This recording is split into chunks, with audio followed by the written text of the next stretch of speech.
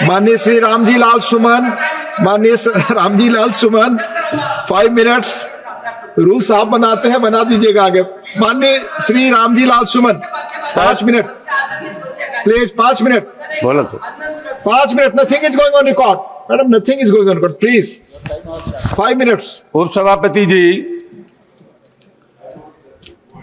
हम गृह मंत्रालय के कामकाज पर यहां चर्चा कर रहे हैं और मैं समझता हूं देश का जो गृह मंत्रालय है उसका प्रमुख काम है देश की एकता को बनाए रखना, सामाजिक सद्भाव को बनाए रखना। ये पूरा देश एक घर है और हिंदुस्तान के प्रधानमंत्री और गृह मंत्री का ये दायित्व है कि हिंदुस्तान में विभिन्न जाति और धर्मों के लोग रहते हैं, यहां सभी धर्मों में सामंजस्य हो, एक धर्म के मानने वाले दूसरे धर्म की इज्जत करें। लेकिन पिछली बार देखने में आया है कि जानबूझ करके हमारे देश में सामाजिक सद्भाव को बिगाड़ने की कोशिश की जा रही है। उपसभापति जी, मैं नहीं जानता,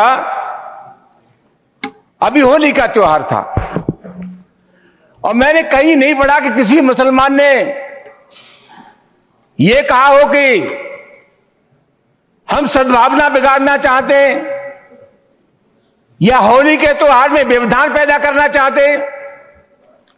लेकिन इसके बावजूद भी तमाम ऐसे बयान आए जिसके चलते समाज में दरार पैदा हुई, रिश्ते खराब हुए। सर, एक बिहार के विधायक हैं और एक उत्तर प्रदेश के विधायक हैं। इन दोनों लोगों ने यह कहा कि मुसलमान अपने घर में कैद हो जाए होली पर। उत्तर प्रदेश के एक मंत्री ने कहा कि जिनको रंगों से नफरत है वो हिंदुस्तान छोड़ रहे हैं। और सभापति महोदय, अलीगढ़ यूनिवर्सिटी में सभापति महोदय, पहले होली का त्योहार नहीं होता था, परमिशन नहीं मिली। अब जब वहां अनुमति नहीं मिली, बाद में अनुमति मिल गई थी, तो वहां के एक जनप्रतिनिधि ने कहा कि जो इसका विरोध करेगा उसको मुंह पर पहुंचा देंगे। सभापति जी, कानून का राज है, यह जंगल का राज है। इस प्रकार की जो भाषा बोली जाती है वो किसी भी कीमत पर इस देश की सेहत के लिए ठीक नहीं है।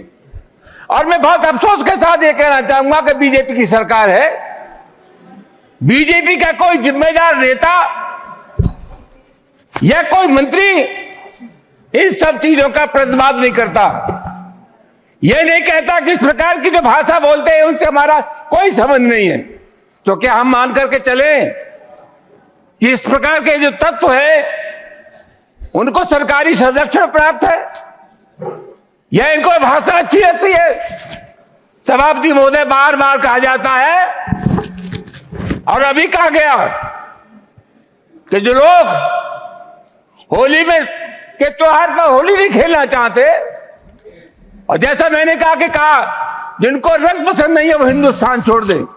वो सभापति महोदय, मैं आपके मार्फत से जानना चाहूंगा, ये देश किसी के बाप का देश है? हिंदुस्तान में विभिन्न जातियों के धर्मों के लोग रहते हैं। इस देश की मिट्टी पर जितना अधिकार हिंदू का है उससे कम अधिकार हिंदुस्तान के मुसलमान का है।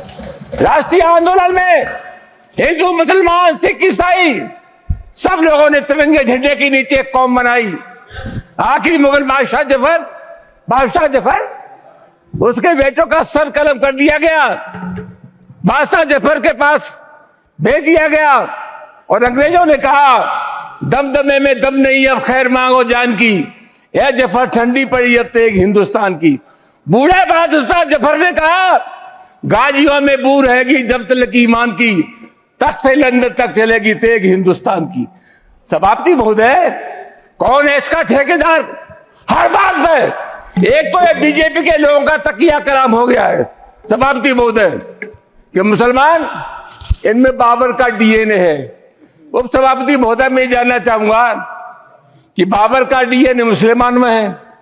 हिंदुस्तान का मुसलमान तो बाबर को अपना आदर्श मानता नहीं है, वो तो मोहम्मद साहब को अपना आदर्श मानता है, सूफी संतों की परंपरा को अपना आदर्श मानता है। लेकिन सभापति महोदय, मैं जानना चाहूंगा कि बाबर को लाया कौन? बाबर को इब्राहिम लोदी को हराने के लिए राणा सांगा लाया था।